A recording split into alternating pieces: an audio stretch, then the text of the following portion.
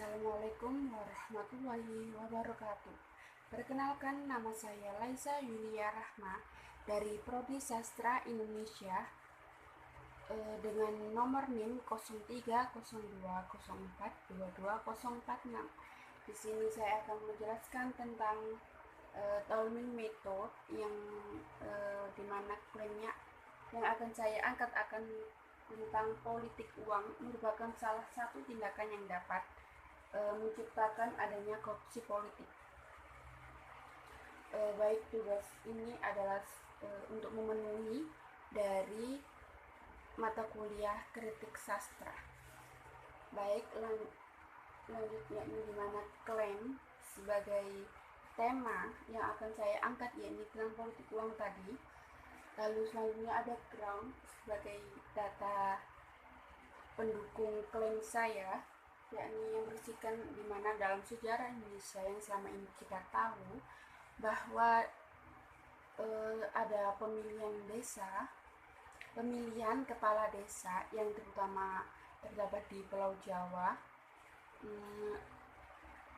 Ini ada sesuatu, yakni pasti ada politik uang, di mana politik uang ini mencangkup tentang kegiatan serah terima uang yang dimana tersiratkan maknanya sebagai bahwa uang ini adalah penjamin jika kamu adalah pendukung saya, pendukung calon kepala desa tadi.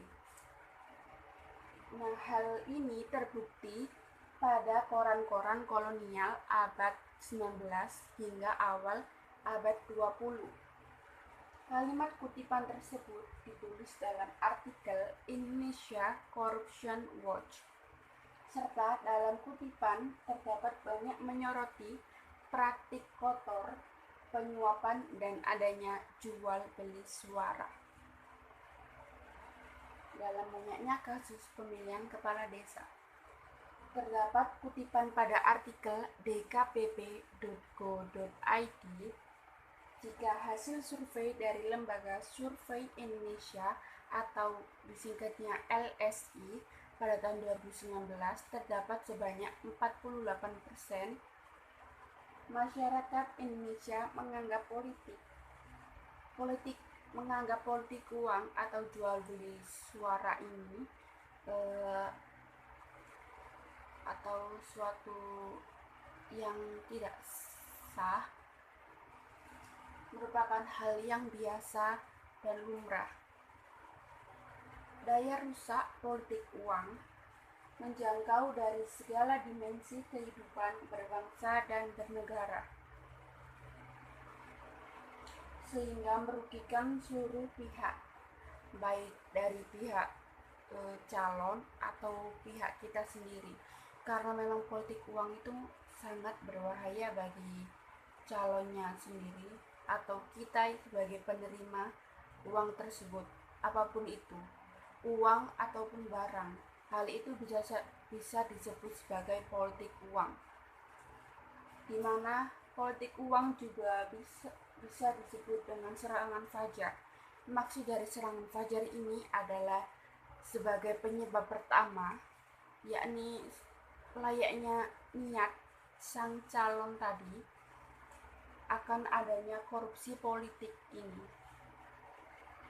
Berdasarkan dari partai politik pelaku pelanggaran politik uang, terdapat Partai Golkar sebagai partai dengan urutan pertama tertinggi dari pelanggaran politik uang ini, dengan kasusnya ada 57 kasus.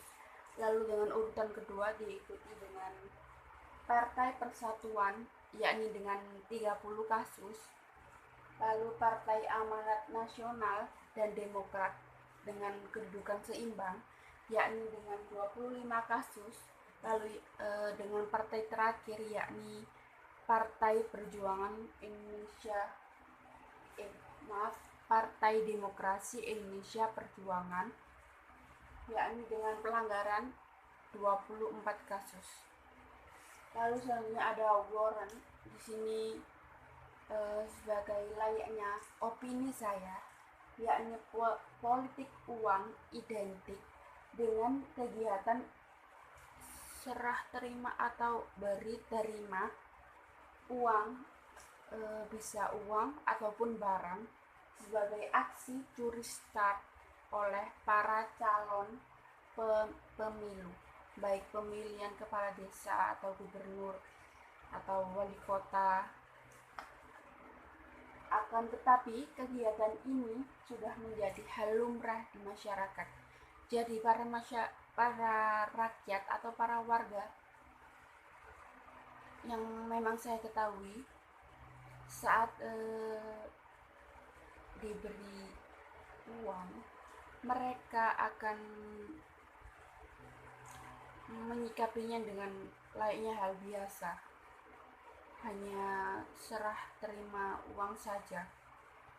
Padahal politik uang adalah merupakan tindakan pertama yang akan menciptakan korupsi politik, di mana korupsi politik akan menjadi hal besar, di mana di sini akan menciptakan calon yang memang tidak layak untuk memimpin kita semua. Dan karena banyaknya dari mereka menganggap politik uang bukanlah hal berpengaruh besar dalam kehidupan mereka sehari-hari, dan padahal justru politik uang merupakan hal pertama dari penghancur masa depan politik Indonesia.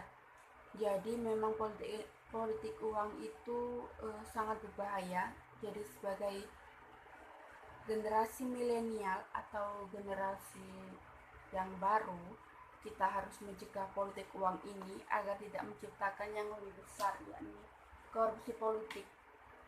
Jadi korupsi politik memang layaknya gongnya. Jadi politik uang merupakan bom waktu bagi kita saat mendukung mereka.